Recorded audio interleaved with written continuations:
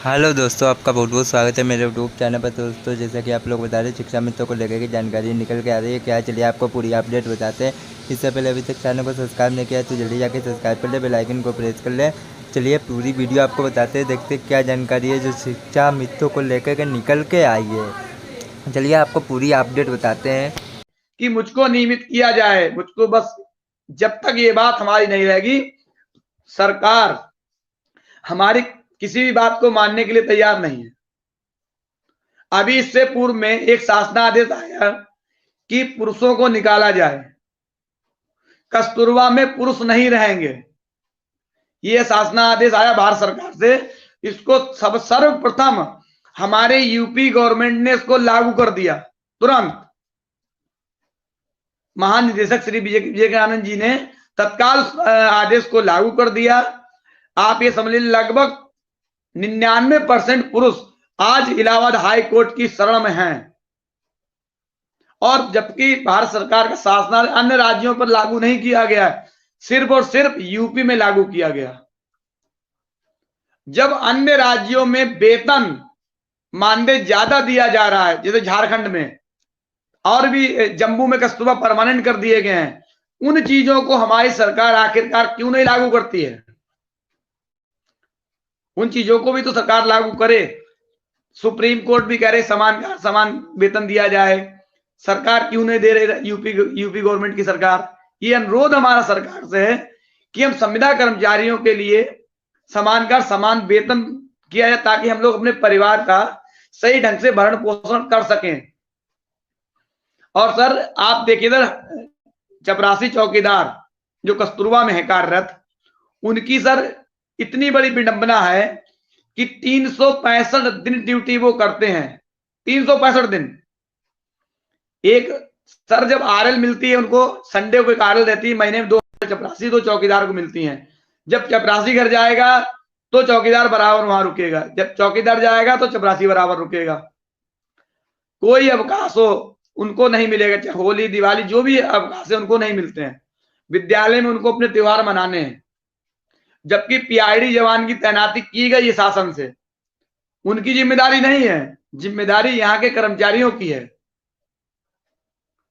अगर उनके साथ कोई अप्रिय घटना घटित हो जाती है, किसी भी प्रकार का कोई भी क्लेम चिकित्सक कर्मचारी, मतलब चिकित्सक कर्मचारी व कस्तूरबा के स्टाफ के लिए 1 पैसे का कोई क्लेम नहीं है। इससे पूर्व में हमारे बरेली जनपद की एक सहायक रसोईया थी, उनका कुकर फटने से 75% वो विकलांग हो गई। वहां बरेली जनपद के पीएसए ने इस संबंध में कोई विचार आज तक नहीं किया। मामला मजबूरन उनको इलाहाबाद हाईकोर्ट में केस डालना पड़ गया। यहां तक कि वहां के स्टाफ का कहना रहा, वार्डन का, कि ये जो है इनके द्वारा लापरवाही बरती गई। इस तरीके के हम लोग आरोप प्रत्यारोप में जीवन जी रहे हैं।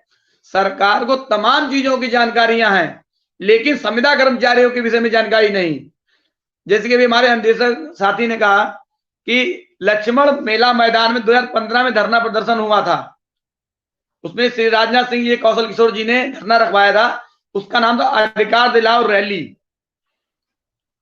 वहां पर साफ शब्दों में राजनाथ सिंह जी ने कहा था, गृह मंत्री जी ने, कि अगर हमारी सरकार बीजेपी पूर्ण बहुमत से बनती है तो हम, जब तक आप सबको नियमित करेंगे, अब नियमित नहीं कर पाते हैं तो आप लोगों को समान वेतन तत्काल लागू किया जाएगा। समस्त संविदा कर्मचारियों के लिए ये चीज रखी गई थी वहां पर। लेकिन सरकार केंद्र में भी पूर्ण बहुमत से, राज्य में भी पूर्ण बहुमत से, लेकिन आज तक उस पर किसी भी प्रकार का कोई विचार विमर्श नहीं किया गया। और हम लोग परेशान हैं, धरना करते हैं, ज्ञापन भेजते हैं, सरकार के कान में जू नहीं रेंग रही है, जू नहीं रेंग रही है।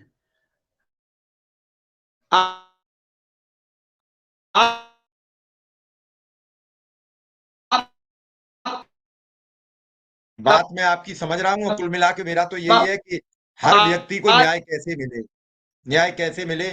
मैं फिर विक्रम सिंह के ही पास आ रहा हूँ। पूरे आपकी आवाज प्रदेश मुझे रुक में के आ रही है। कस्तूरबा के ऐसे विक्रम सब सिंह, विक्रम सिंह, कोई भी व्यक्ति, कस्तूरबा कोई भी अधिकारी, कोई भी नेता, जब बात संविदा कर्मी की आती है तो खामोश हो जाता है। जो एक बहुत बड़ी समस्या है। जी सर, बिल्कुल सर। ये जो व्यवस्था शासन और प्रशासन के द्वारा बनाई गई है संविदा कर्मियों को लेकर, मैं एक बार इलाहाबाद हाई कोर्ट में बहस हो रहा था अनुदेशकों के केस पे, तो जो भारत सरकार की ओर से जो वकील महोदय खड़े थे वो कह रहे थे कि अनुदेशक संविदा पे है, इसलिए हम इनको सुविधा नहीं दे सकते। तो मुझे याद है उस समय जज महोदय ने कहा, क्या संविदा पे जो है क्या वो इंसान नहीं है, क्या उसे जीने का अधिकार नहीं है? यही दोस्तों बस जानकारी थी। अगर आपको अच्छी लगी तो लाइक कर लेना, चैनल को सब्सक्राइब कर लेना। हम आपको इसी तरीके की पल पल की अपडेट देते रहेंगे, आप हमेशा अपडेट रहेंगे। धन्यवाद।